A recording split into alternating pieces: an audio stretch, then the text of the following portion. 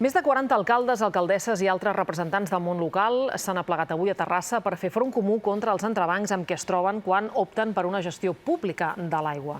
Denuncien el tracte intimidatori de les empreses concessionàries del servei, majoritàriament Agbar, que emprenen un sense fi de processos judicials per evitar que els ajuntaments que ho volen i que per llei tenen tot el dret assumeixin la gestió directa de l'aigua. Una pràctica que busca que els municipis acabin tirant la tovallola.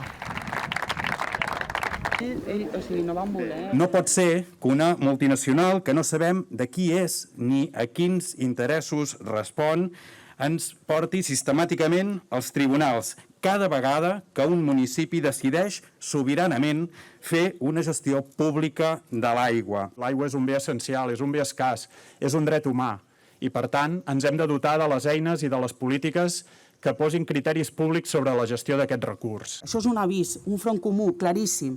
No ens detendrem